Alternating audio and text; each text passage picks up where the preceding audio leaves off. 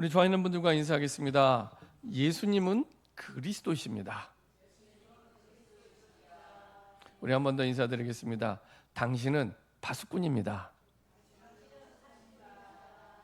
한 번 더 인사하겠습니다. 오늘 제목을 가지고 인사하겠습니다. 당신에게 파수꾼의 사명이 있습니다. 예, 우리는 문제를 만날 때가 늘 있습니다. 특히 내 힘으로 해결할 수 없는 큰 문제, 큰 어려움을 당할 때가 있습니다. 그때 어떻게 하십니까? 그렇죠? 그때가 굉장히 중요한 때입니다. 그리스도 안에 있으면 사실은 아무것도 문제되지 않습니다. 그리스도 밖에 있으면 모든 것이 문제입니다. 그리스도 안에 있다면 반드시 하나님의 뜻이 있습니다. 하나님은 하나님의 뜻을 두시고 모든 우리 인생의 과정을 인도하고 계십니다. 그럼 하나님이 원하시는 뜻이 무엇입니까? 하나님께서는 이 땅과 민족과 전 세계 죽은 자가 생명을 얻기를 원합니다. 그 뜻 말고는 아무 뜻이 없습니다. 죽은 자가 생명을 얻는 것. 바꿔 얘기하면 내 자녀에게 가장 큰 문제가 뭡니까? 내 자녀에게. 저도 이렇게 아이들이 있다 보니까 요렇게 하면 참 좋겠는데 내 뜻대로 안 돼요. 부모의 뜻대로 안 돼요. 내 부모의 뜻대로 되면 세상에 성공 못할 자녀가 없는데 다 성공할 것 같아요. 왜냐? 부모님은 다 인생을 겪어봤기 때문에.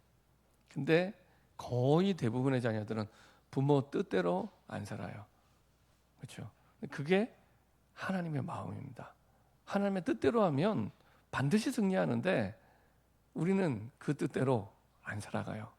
내 자아가 너무 강하기 때문에. 자녀들의 문제 가운데 제일 큰 문제가 뭡니까? 자녀들의 문제 가운데 여러 가지 많은 문제가 있을 수 있습니다. 진로의 문제, 여러 가지 경제 문제, 또 건강의 문제, 성격의 문제 있지만 사실은 모든 사람도 마찬가지겠지만 내 자녀가 지금 목숨이 위태롭게 죽어간다면 그거보다 중요한 문제 없습니다. 내 자녀가 지금 시한부 인생을 살아가고 있다면, 그렇죠? 죽어가는데 성격이 이상하고 돈이 없고 뭐가 문제가 됩니까? 일단은 내 자녀가 살아야 다른 것도 사실은 살아나게 되죠. 하나님을 볼 때 이 땅에 있는 모든 영혼은 시한부 인생을 살아가고 있는 겁니다. 하나님의 구원받아야 될 자녀들이 시한부 인생을 살아가고 있는 거예요. 그거보다 하나님에게 중요한 게 없습니다. 그거보다. 근데 우리 마음은 다른 데가 있어요. 하나님은 당신의 자녀가 시한부 인생을 살아가고 있는데 언제 죽을지 모르는데 근데 우리 마음은 다른 데가 있는 겁니다. 그게 하나님과 안 맞는 거예요. 그게 하나님의 생각과 안 맞는 겁니다. 그래서 하나님은 그 하나님의 중요한 일을 두고 자꾸만 이렇게 그 과정으로 인도하시도록 때로는 치기도 하시고 때로는 달래기도 하시고 그러면서 그 방향으로 가도록 그게 우리 인생의 가장 좋은 길인데 우리는 그게 믿어지지 않으니까 자꾸 다른 길로 가는 거예요. 하나님은 다른 소원이 아무것도 없습니다. 내 아들이 시한부 인생으로 죽어가는데 그거보다 중요한 문제가 있겠습니까? 그 마음을 가지고 우리의 모든 삶을 인도하고 계십니다. 그렇죠? 그래서 그것을 하기 위해서 파수꾼의 사명을 주신 거예요. 그래서 예수 그리스도의 마지막 사명도 모든 민족, 만민, 땅끝 그 영혼을 살리는 일입니다. 그것도 우리가 능력 없는 줄 아시고 능력을 묻거나 따지지 않고 우리는 한다 할 수 없다가 항상 형편과 사정과 능력이 있잖아요. 근데 예수님은 한 번도 그걸 따진 적이 없습니다. 형편과 사정과 능력을 따진 적이 없습니다. 나이도 따진 적이 없습니다. 질병이 있냐 없냐 따진 적 없습니다. 딱 한 가지, 하나님이 주신 약속을 믿냐 안 믿냐. 그래서 그 약속을 믿을 수 있도록 기다리라고 제자들에게 아버지의 약속하신 것을 기다리도록 직접 부활하신 증거를 보여주시고, 그렇죠? 이 베드로도 지독히 안 믿었던 것 같아요. 그래서 또 고기 잡으러 갔는데 가서 눈높이에 맞춰서 증거를 주시고, 그리고 150세 마리의 물고기를 잡게 하시고, 자기 힘으로 할 때는 한 마리도 못 잡았는데 예수님이 말씀하신 대로 하니까 그물이 찢어질 만큼 잡혀진 거예요. 그래서 일단 증거를 보여주시고 예수님이 그리스도라는 걸 깨우쳐 주십니다. 아, 주님이 부활하셨구나. 아예 확실하게 도장을 찍죠. 같이 식사를 하셨잖아요. 이게 막연한 영적인 존재가 아니라 부활하셔서 우리와 같이 식사를 나누고 있는, 그래서 단순히 밥을 먹는 게 문제가 아니라 예수님의 부활을 보여주신 거예요. 봐봐, 말씀대로 부활했지. 말씀대로. 네 고집대로 할 때는 한 마리도 고기를 못 잡다가 말씀대로 하니까 잡는 걸 보여주시고, 그리고 예수님이 부활하신 그리스도라는 것을 깨닫게 하십니다. 150세 마리의 고기도 중요한 게 아니에요. 그 증거는 예수님의 부활을 보여주는 증거였습니다. 그래서 사도행전 1장에 이 마가다락방에 모여서 오로지 기도할 때 모인 사람들의 목적은 예수님의 부활의 복음을 증거하기에 모인 증인들이었습니다. 그 말은 하나님은 당연히 예수 부활의 증거를 주세요. 특별히 내가 큰 어려움이나 고민이나 일들이 있다, 하나님이 큰 증거를 주십니다. 근데 증거에 너무 놀라지 않을 것은 그것을 통해서 봐봐, 내가 부활한 그리스도 맞지? 그걸 보여주기 위해서. 그래야 그 믿음이 눈에 보이는 거에 흔들리지 않습니다. 눈에 보이는 응답에 흔들리지 말고 평생 응답받게 됩니다. 그래서 단순히 응답 하나를 쥐어주는 게 아니라 원리를 알려주시는 거예요. 평생 응답받도록. 그래서 그 원리를 붙잡고 예수 부활의 증인으로 이미 부르셨어요. 저와 여러분들을 부르셨습니다. 그래서 우리에게 와 있는 모든 문제는 예수 부활의 그 증인으로 설 수 있는 증거의 여정이 되는 겁니다. 그러면 하나님이 당연히 응답을 주시고 역사하시겠죠. 그래서 하나님 앞에 그 증거를 붙잡을 수 있는 시간을 가져라. 그것이 인생 최고의 시간입니다. 근데 먼저 정말로 내게 주신 사명이 무엇인지를 붙잡을 수 있도록, 이거부터. 응답을 받느냐 안 받느냐, 우리 마음엔 급하지만 그거보다 더 중요한 건 계속 응답 받아야 되잖아요. 그러려면은 먼저 하나님이 내 인생이 원하시는 뜻이 무엇입니까? 내 인생이 원하시는 세계복음화의 사명이 무엇입니까? 그것부터 발견하시면 됩니다. 능력이 없어도 돼요. 힘이 없어도 돼요. 발견만 하시면 됩니다. 그러면 그때부터 하나님의 역사가 시작됩니다. 그 사명 때문에 하나님이 역사하기 시작합니다. 나와 상관없이. 그래서 하나님이 내게 주신 사명, 이 땅에 내가 밥을 먹고 잠을 자고 또 직장에 나갈 이유를 발견하는 거기 때문에 그 이유를 발견한 그때부터 새로운 인생이 시작이 됩니다. 새로운 인생. 이 마가다락방에 모인 12제자와 중직자 70인 제자들에게 있어서 평생에 잊을 수 없는 운명이 바뀌는 중요한 전환점이 이 사도행전 1장이었습니다. 이때 완전히 바뀐 운명 속에 살아가는, 대통령 부럽지 않은, 이번에 지방선거를 통해서 광역 단체장들 뽑히고 어떤 사람 또 떨어지면서 시비가 엇갈렸는데 그것과 비교할 수 없는 최고의 축복의 응답으로 시작되게 됩니다. 그렇죠? 세상을 바꾸는 주역으로 나를 부르셨구나. 그때부터 그 사명을 붙잡고 발견한 그때부터 내 삶의 현장에 나가면 똑같이 직장에 가고 똑같이 가정에 가고 지역에 가는데 보이는 게 달라져요. 완전히 바뀌게 됩니다. 고기 잡는 어부에서 사람 닦는 어부로 바뀐 베드로는 눈이 바뀌었습니다. 눈이 똑같아요. 돈이 없는 것도 똑같고 모든 형편이 다 똑같아요. 근데 눈이 바뀌었어요. 그래서 어떤 일이 일어납니까? 사도행전 3장. 똑같이 전에도 봤던 그 안진뱅인데 다르게 보이기 시작합니다. 이 안준뱅이에게 가장 큰 문제가 뭘까요? 안준뱅이의 가장 큰 문제, 가장 현실적인 문제. 잘 모르세요. 저는 안준뱅이 하면은 항상 떠오르는 게, 제가 어렸을 때 저희 집에서 저희 친구네 집을 가는데 항상 성당이 있었습니다. 그 성당에 진짜 안준뱅이가 있었어요. 그래서 성당 입구에서 국어를 하는 아저씨가 한 분 계셨어요. 굉장히 오랫동안 그 자리에 앉았어요. 이게 보니까 이 바닥에 가죽 고무로 된 깔판을 두고 앉아 계세요. 움직일 때도 손을 짚어서 질질 이렇게 끌고 이렇게 좀 봤어요.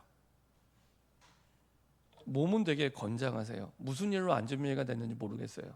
꽤 오랫동안, 제가 어렸을 때 그 교회 다닐 동안 20년 이상을, 일단 제가 본 것만 20년 이상을 앉아 계신 걸 봤으니까요. 딱 성당 입구에 항상. 그래서 저는 이 사도행전 3장의 안준뱅이를 보면 그분이 항상 생각이 나요. 봤기 때문에. 이분은 그렇게 생각했죠. 내가 이렇게 안준뱅이기 때문에 돈이 없고, 안준뱅이기 때문에 일이 안 되고, 나 안준뱅이기 때문에 인생이 슬프고 비참하고, 이렇게 생각이 되겠죠.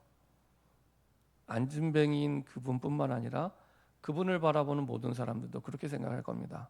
근데 베드로가 눈이 열리니까 그게 아니라는 겁니다.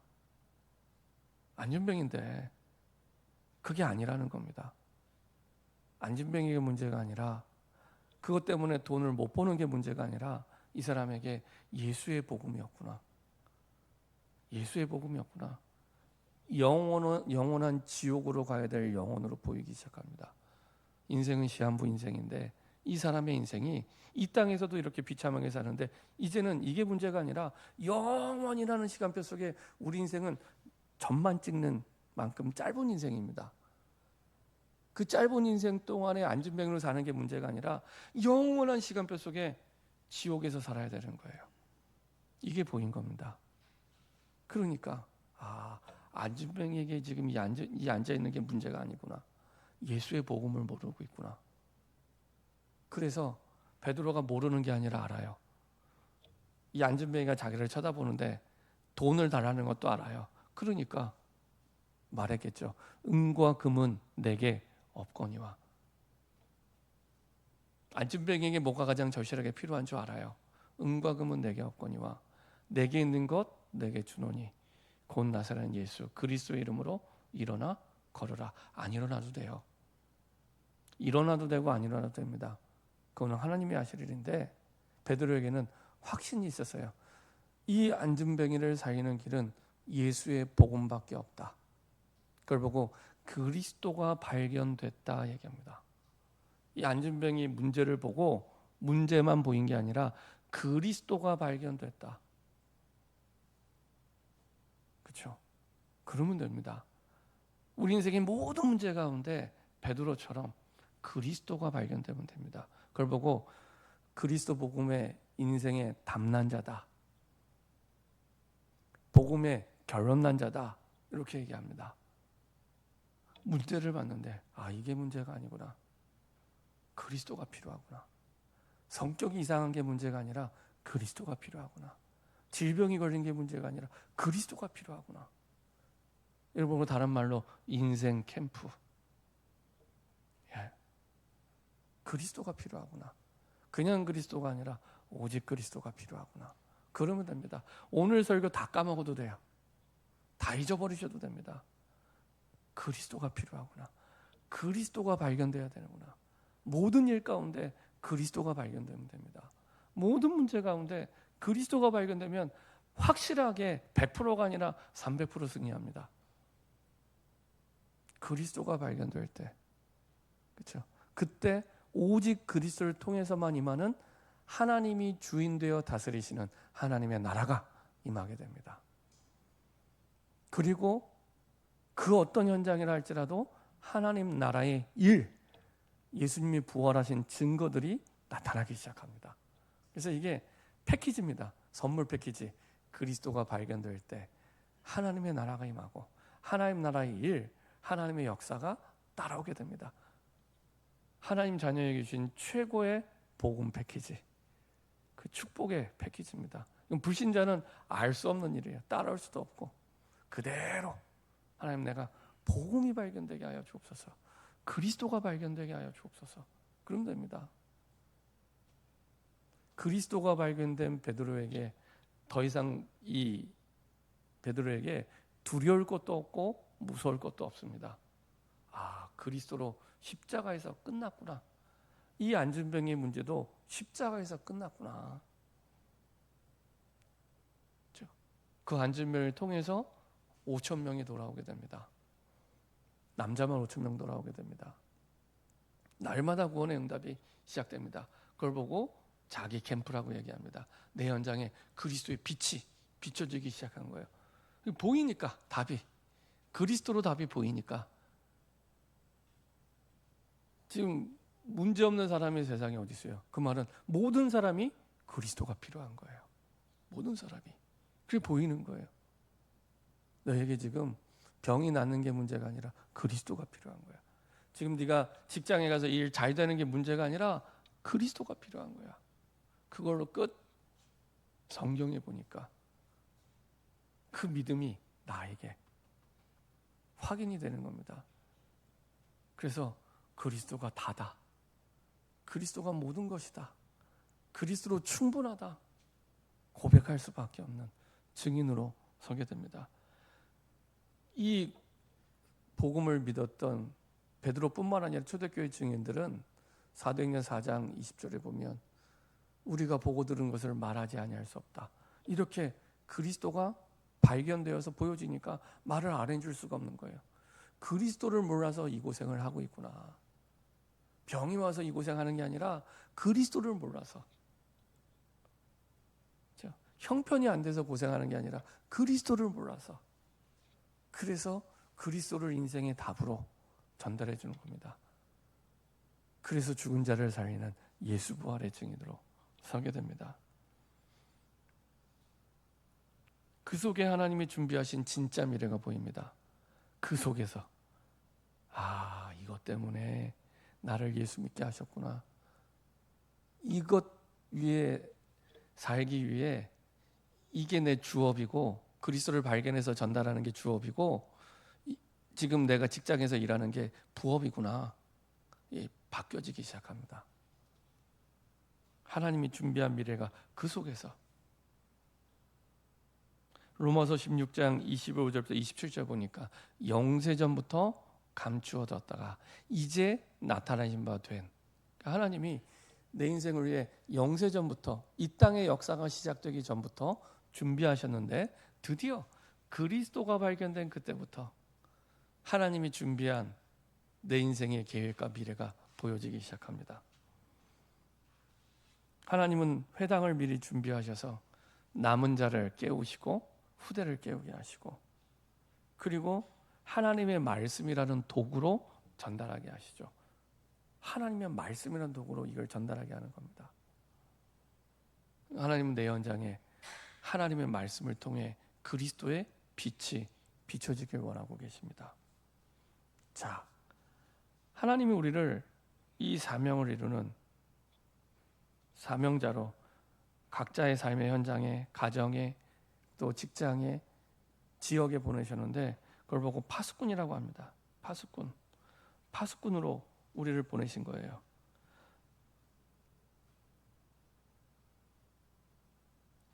그래서 파수꾼의 축복과 응답을 가지고 살아가도록. 보통 파수꾼은 성을 지키는 사람이죠. 그래서 한자로 제가 찾아보니까 한자로는 견장인 이렇게 표현하더라고요. 견장인, 볼견자, 긴장자, 사람인자, 멀리 바라보는 사람. 그래서 성 위에서 멀리 바라보고 성을 파수하고 지키는 사람. 그래서 영어로 하면 왓치맨입니다. 왓치맨, 보는 사람. 그러니까 한자나 영어나 의미가 똑같아요. 그래서 눈이 열리는 게 중요합니다. 눈이 열리는 게. 세상을 바라볼 때 그리스도의 눈이 열린, 그리스도가 발견된, 그때부터 제대로 파수꾼의 사명을 감당하게 됩니다. 시작은 파수꾼의 기도에서 시작이 됩니다. 하나님은 내 지역의 파수꾼으로, 내 가정의 파수꾼으로, 그리고 내 직장의 파수꾼으로 부르셨는데 어떤 기도입니까? 복음을 처음 접한 세 가족은 가문과 가정을 살리는 파수꾼으로 나를 부르셨구나. 그래서 우리 가정 가문을 위해 본격적으로 기도하시면 되고요. 우리 모든 직분을 가진 중직자들은 지역을 살리는 파수꾼으로 부르셨구나.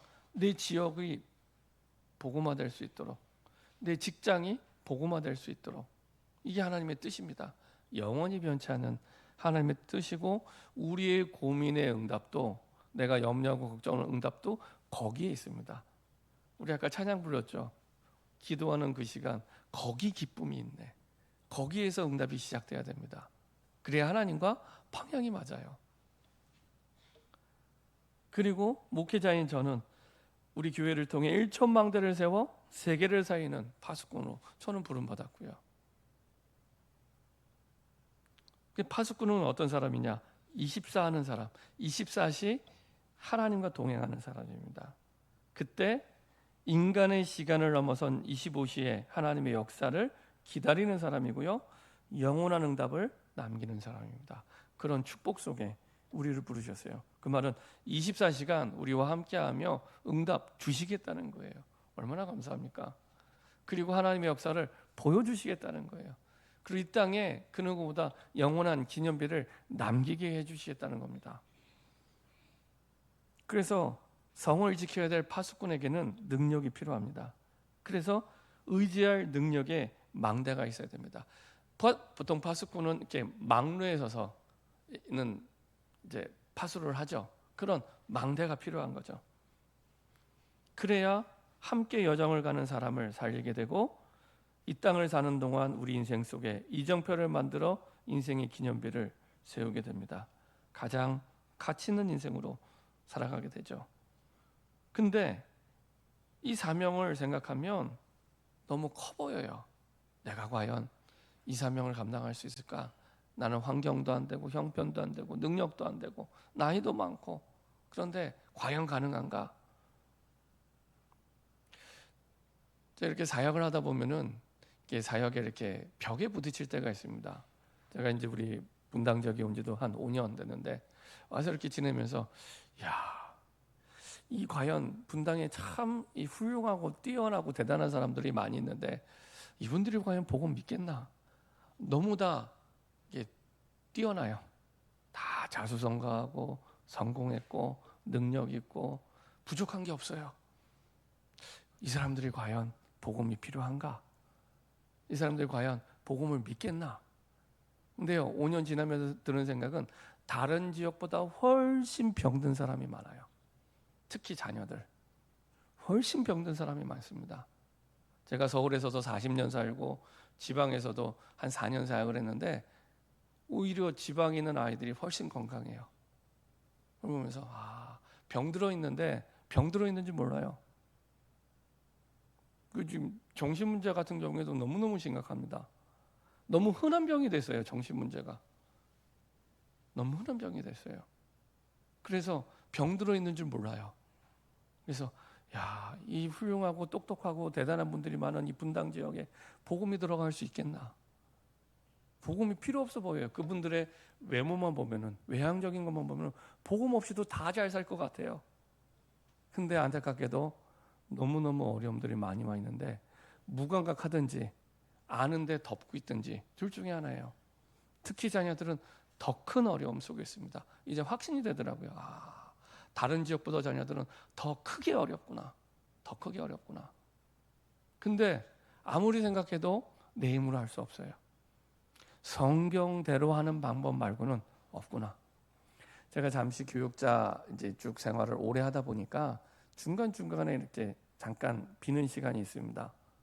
그 비는 시간에 이제 한국의 유명한 교회들, 중요한 교회들을 이렇게 탐방을 갔던 적이 있습니다. 그 가보면 정말 대단합니다. 어마어마합니다. 한 번은 여의도에 있는 큰 교회, 전 세계에서 제일 큰 교회잖아요. 제가 전에 섬겼던 교회 그 본당보다 그 교회 화장실이 더 커요. 그러니까 얼마나 큽니까? 그러니까 한 번에 12,000명이 앉아서 예배 드릴 수 있는 예배당입니다. 예배당이 한 번에 얼마나 크겠습니까? 그렇죠? 대단합니다. 화려합니다. 어떤 교회는 연예인들이 수십 명씩 다녀요. 그러니까 전도 안 해도 될 것 같아요. 그냥 연예인들이 와서 앉아 있는 것만으로도 전도가 될 것 같아요. 그걸 보면서 야, 대단하다. 참 몇만 명씩 모이는 교회니까 그때 느꼈습니다. 아, 내 힘으로 할 수 있는 게 아무것도 없구나. 진짜 하나님의 말씀대로가 아니면 할 수 없구나. 내가 말씀에 의지하지 않으면 할 수 없구나. 깨닫게 하시더라고요. 근데 말씀에 의지할 때 하나님이 하시기 시작합니다. 나와 상관없이, 내 능력과 상관없이 어디에 있든지 무엇으로든지. 제가 볼 때는요, 우리 분당과 성남, 용인, 광주 여기가 살면 대한민국 어디든지 살릴 수 있습니다. 선진국 어디든지 살릴 수 있습니다. 똑같은 문제와 고민을 갖고 있거든요. 선진국들, 유럽들 복음의 필요를 못 느끼는 거예요. 기준이 돈에 있으니까. 근데요, 영적 문제는 그 돈으로 해결할 수가 없습니다. 영원한 지옥 문이 기다리고 있는데 안 보이는 거예요. 복음이 발견되지 않으니까. 그래서 일평생 지옥 같은 삶을 살다가 감춰요. 그리고 영원한 지옥으로 가게 됩니다. 하나님의 말씀대로 하면 되는구나. 성경대로 해야만 되는구나. 내 자녀도 성경대로 해야만. 그렇죠? 내 환경도 성경대로. 그래야만 모든 것을 살릴 수 있습니다.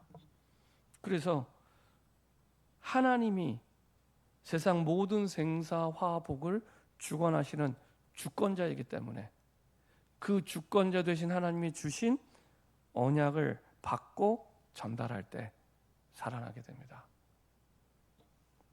이사야 6장 1절부터 13절에 보면은 이사야가 처음으로 선지자로 부름받는 장면입니다. 보좌에 앉으신 하나님이 말씀하시죠. 다른 말로 하면 예배 시간입니다. 예배 시간. 그때 이 이사야가 죄 사함을 받고 사명을 받는데 좀 다른 부분은 다른 선지자들은 자원하지 않고 하나님이 이렇게 임명하셨다면 이사야는요 자기가 자원한 사람입니다. 누가 여기에 보낼고 했을 때 내가 여기 있나이다. 나를 보내소서. 그 이사야에게 하나님이 말씀하십니다. 이사야 선지자를 불러놓고 뭐라고 말씀하시냐면 네가 가서 말씀을 전하는데 사람들이 안 들을 거야 이렇게 얘기하세요. 너무 이상하지 않으세요? 야, 이제는 네가 선지자로 부름받았으니까 가서 네가 말씀을 전할 때 잘 들을 거야 이렇게 얘기하셔야 되는데 안 들을 거야. 그리고 그나마 남아있는 10분의 1도 황폐해질 거야. 저는 이 시대가 지금 그런 시대를 살아가고 있습니다. 사람이 없어져요. 딱 말씀 그대로 사람이 없어져요. 사람이 없어지니까 시골에 가보세요. 다 황폐해져요. 사람이 없는 데는 집이든 그 농지든 다 황폐해집니다. 저는 이사야 볼 때마다 그게 생각이 나요. 사람이 없어지는 게 제일 저주요 재앙입니다. 사람이 없어지는 게. 지금 우리 청년들이 아이들을 안 낳잖아요. 결혼도 안 하고 결혼해도 아이들 안 낳잖아요. 그게 저주 중에 저주입니다. 재앙 중에 재앙입니다. 10년 전에 그 국가가 10년 동안 160조 원을 퍼부어도 그 문제를 해결을 못했어요. 재앙인데 해결을 못했어요. 제가 사역했던 원주 같은 경우에는 이미 2017년도 18년 때부터 그 시안에 그 도시 안에 있는 어린이집 유치원 허가를 안 해줘요. 애들이 없으니까 만들 필요도 없고 학교가 남아돌아요. 그래서 그런 유치원들이 다 병설 유치원으로 바뀌기 시작합니다. 학교가 없으니까 써야 되잖아요. 근데 그래도 학교가 남으면 폐교가 되는 겁니다. 재작년에 청솔중학교 폐교됐죠. 굉장히 심각한 사인입니다. 이제 지방도 아닌 서울과 분당에서 학교가 폐교가 되는 일들이. 근데 이거를 재앙이라고 생각을 못해요. 그만큼 영적으로 우리가 무너져 있는 겁니다. 엄청난 재앙인데 그게 지금 거대하게 몰려오고 있는데 우리는 모르고 가만히 있는 거예요. 딱 이사야의 말씀대로 황폐해져 가고 있습니다. 사람이 없어요. 사람이 없는 것마다 황폐해집니다. 집도 땅도. 그리고 그 가운데 10분의 1이 남아있을 거예요. 거룩한 씨가 남아있을 겁니다. 그 거룩한 씨가 남은 자, 복음 가진 남은 자. 하나님은 그 사람들을 통해서 다시 새롭게 시작하십니다. 그래서 그 남은 자를 말씀하시고 그 남은 자 중에 후대를 약속하시죠. 이사야 7장 14절, 세상의 방법이 아니라 이름을 얘기해 주십니다. 이름. 그의 이름을 임마누엘이라 하리라. 이름을 주세요. 근데 그 이름이 모든 것입니다.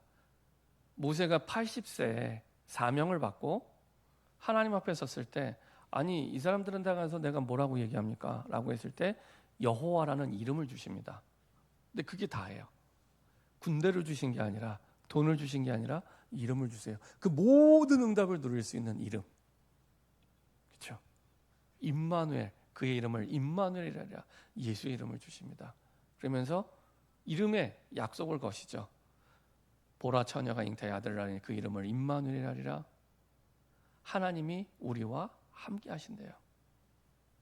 나 혼자 정도 아니라 내가 만나는 모든 만남 가운데 함께 하신대요. 임마누엘.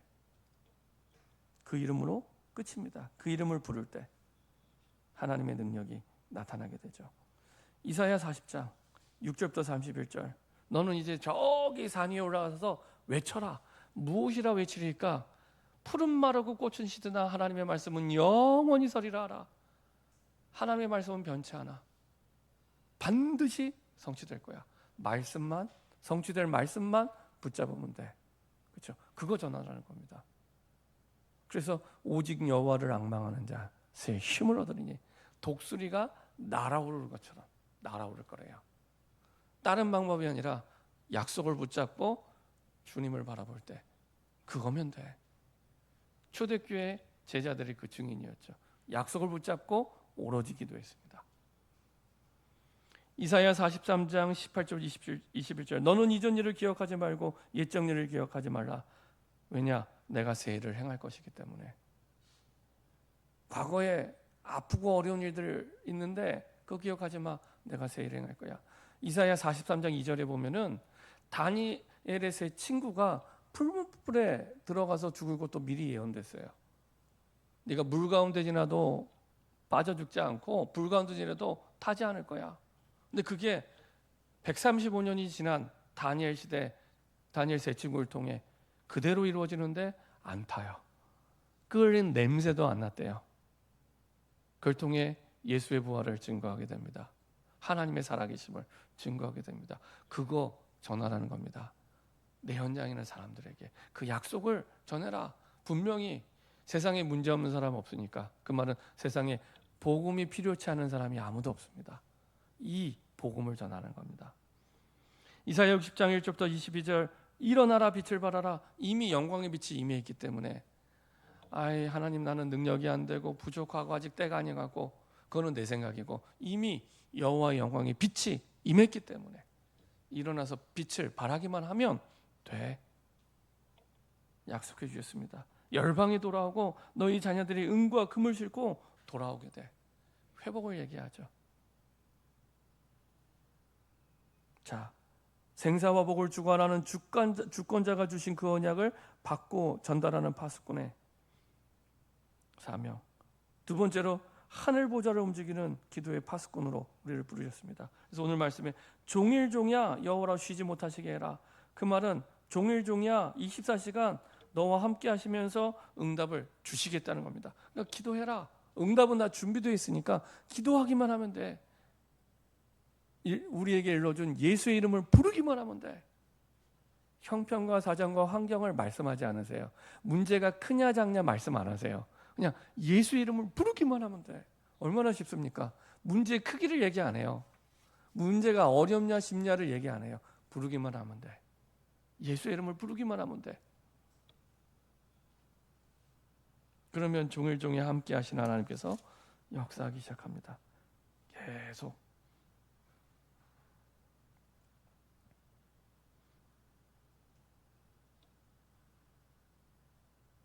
24시 기도 속에 있을 때 하나님이 주시는 영력, 지력, 체력, 경제력, 인력, 하나님 전에 신분 권세가 회복이 됩니다.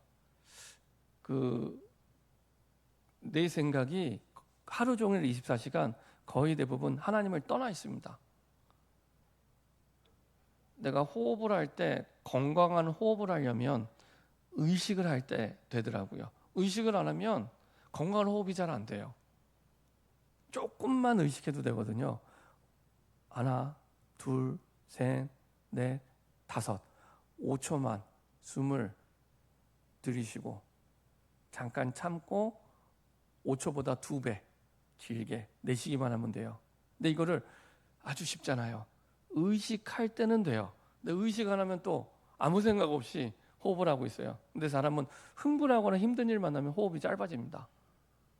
그리고 한숨 쉬게 되잖아요. 그게 건강에 굉장히 안 좋다는 게 과학적으로도 증명됐어요. 건강한 사람은 호흡이 깁니다. 건강한 사람은. 근데 그게 우리 건강과 면역력에 굉장히 큰 영향을 미쳐요. 산소가 들어가는 게.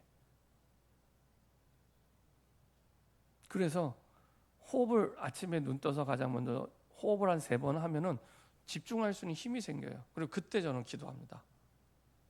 하루 종일을 내가 조금만 의식하고 깨어서 기도하잖아요. 다른 시작이 됩니다.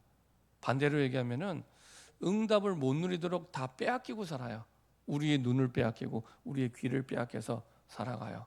그래서 조금만 내가 의식하고 기도를 시작하면 됩니다. 그것도 기도 제목을 막 생각하려고 하면 힘들어요. 기도 카드에 나와 있는 내용 가지고 고백하고 뒤에 있는 7망대, 7여정, 7위정표를 가지고 기도하면 그 속에 중요한 기도 제목은 다 들어가 있기 때문에 훨씬 쉽게 기도가 내 삶 속에 스며들기 시작합니다. 뿌리내리기 시작합니다. 응답이 시작됩니다.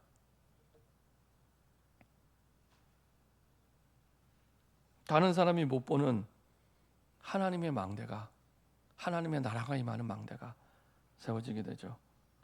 그리고 25시, 인간의 시간을 넘어선 하나님의 능력을 체험하게 됩니다. 보좌의 역사가 보이고요. 내가 현장 가기도 전에 하나님의 나라가 이미 이루어지기 시작합니다. 하나님이 주인된, 하나님이 다스리시는 그 나라가 이루어지게 됩니다. 그러면 우리가 움직이는 걸음마다 하나님 나라의 일들이, 사도행전 1장 3절에 주님이 부활하신 증거들이 나타나기 시작합니다. 그래서 보좌와 하나님의 나라와 하나님의 일, 이게 패키지로 묶여서 계속 우리 삶에 응답으로 나타나기 시작합니다. 그리고 그 속에 이 땅을 사는 동안 영원한 응답을 두고 기념비를 남기게 되죠. 그래서 내가 죽더라도 우리 후대가 꼭 붙잡고 예수님이 재림하는 그날까지 전달될 중요한 내용들을 붙잡게 됩니다. 저는 우리에게 주신 복음과 그리고 성경적인 전도운동의 내용들이 우리 후대에게 주님이 재림하시는 그날까지 변질되지 않고 전달될 수 있도록 기도하고 있습니다. 세 번째로 파수꾼의 사명. 어떤 사명입니까? 세계를 움직이는 비밀을 가진 파수꾼으로 처음부터 부르셨습니다. 내가 능력이 있어서가 아니고 처음부터 모든 민족, 만민, 땅끝을 약속해 주셨습니다. 그럼 우리의 능력이 있고 없고를 떠나서 우리의 생각도, 기도 제목도, 마음도 모든 민족, 만민, 땅끝을 두고 인도받을 때 하나님과 응답과 맞기 시작합니다.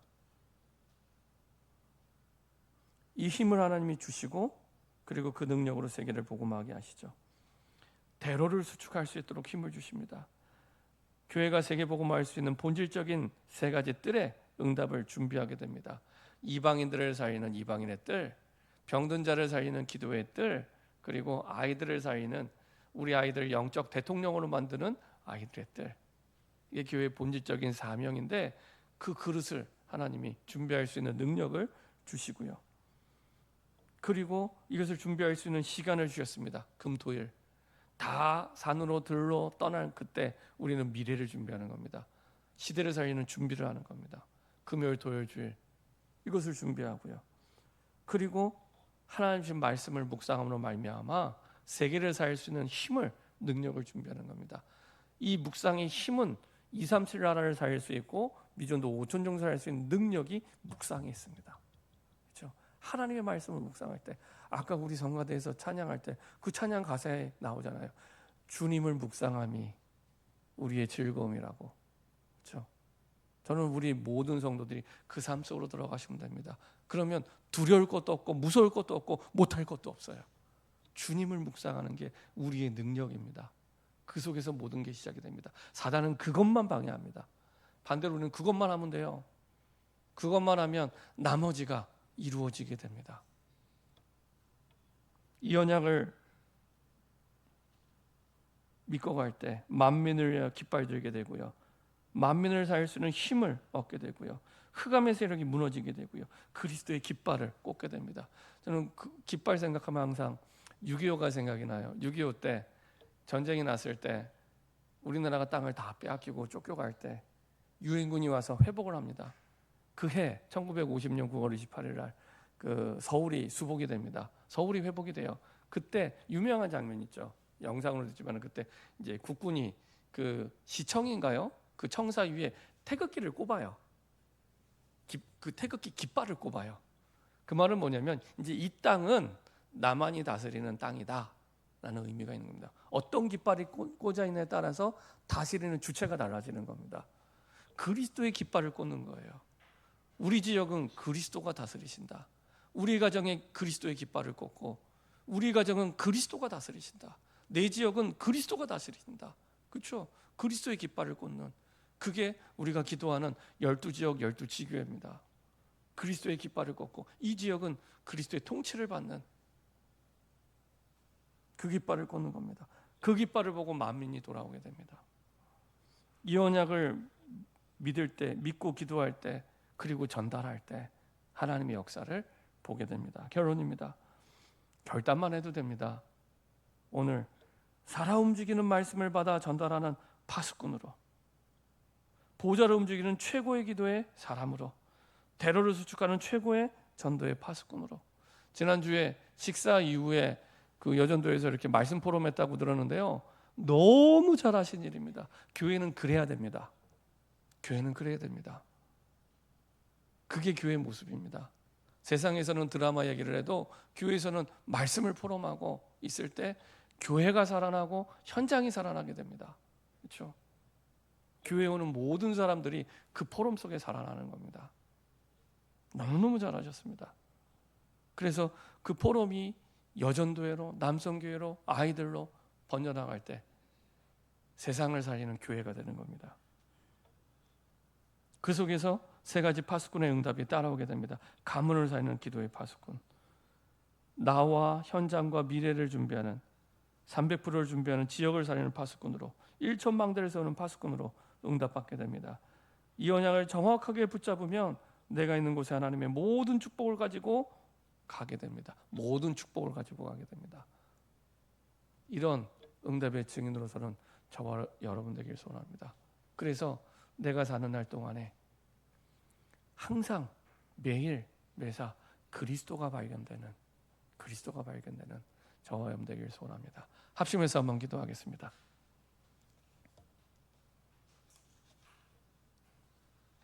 합심해서 한번 기도하겠습니다.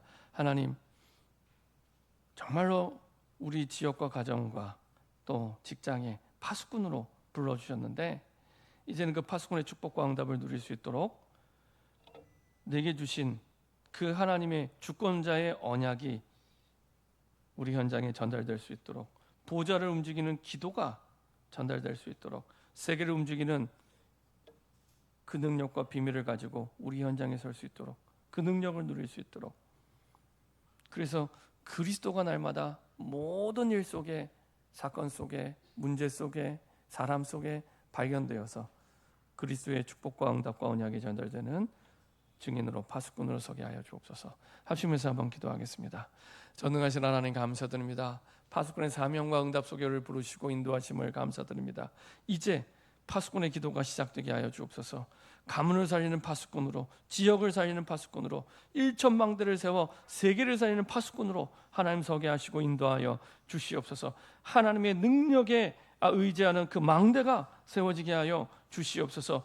생사화복을 주관하시는 주권자가 주신 언약을 붙잡고 전달하는 그 파수꾼이 되게 하여 주옵소서. 주의 언약을 전달하는 파수꾼이 되게 하여 주옵소서. 보호자를 움직이는 기도의 파수꾼이 되게 하여 주시옵소서. 종일종화 종이와 여호와로 쉬지 못하게 하는 그 기도의 파수꾼으로 설 수 있도록 하나님이 역사하시고 인도하여 주옵소서. 기도 속에 하나님 주시는 영력과 지력과 체력과 경제력과 인력이 회복되게 하시고 하나님 전에 신분과 권세가 회복되어 그 능력을 가지고 땅끝까지 증인되는 파수꾼이 될 수 있도록 하나님이 역사하여 주옵소서. 그 능력으로 세계를 움직이는 파수꾼의 축복을 누리게 하시고 대로를 수축하고 만민을 위하여 길을 드는 파수꾼이 되게 하여 주시옵소서. 살아 움직이는 말씀을 전달하는 파수꾼 되게 하시고 보좌를 움직이는 기도의 파수꾼이 되게 하시고 대로를 수축하는 전도의 파수꾼이 될 수 있도록 하나님이 역사하시고 인도하여 주옵소서. 아버지 하나님, 우리 모든 삶 가운데 그리스도가 발견되는 파수꾼이 되게 하여 주옵소서. 전능하신 하나님 감사드립니다. 우리를 한 시대 모든 사람을 살리는 파수꾼으로 부르심을 감사드립니다. 죽은 자를 살리는 것이 하나님의 유일한 최고의 소원인데 그 죽은 자녀를 향한 하나님의 마음을 가지고 부모의 마음을 가지고 우리 현장을 살리는 파수꾼이 될 수 있도록 축복하여 주옵소서. 우리의 모든 일 속에, 모든 시간 속에, 모든 영혼 속에 그리스도가 발견되게 하여 주시옵소서. 그래서 아버지 하나님, 우리 인생 캠프의 축복을 누리며 우리 가는 곳마다 만나는 영혼마다 그리스도의 빛이 비춰지게 하여 주시옵소서. 사도행전 3장의 역사가 우리 삶이 시작될 수 있도록 축복하여 주옵소서. 아버지 하나님, 파수꾼의 사명을 이룰 수 있도록 생사화복을 주관하시는 주권자가 주신 그 언약을 받고 전달하는 파수꾼이 되게 하시고 하늘 보좌를 움직이는 기도의 파수꾼이 되게 하시며 하나님의 능력으로 세계를 움직이는 비밀을 가진 파수꾼이 될 수 있도록 축복하여 주옵소서. 살아 움직이는 말씀을 받아 전달하는 파수꾼으로, 보좌를 움직이는 기도의 파수꾼으로, 대로를 수축하는 최고의 전도의 파수꾼으로 결단하며 시작하게 하여 주옵소서. 우리에 드려진 예물이 그 증거의 예물이 되게 하여 주옵소서. 감사드리며 예수 그리스도의 이름으로 기도합니다. 아멘.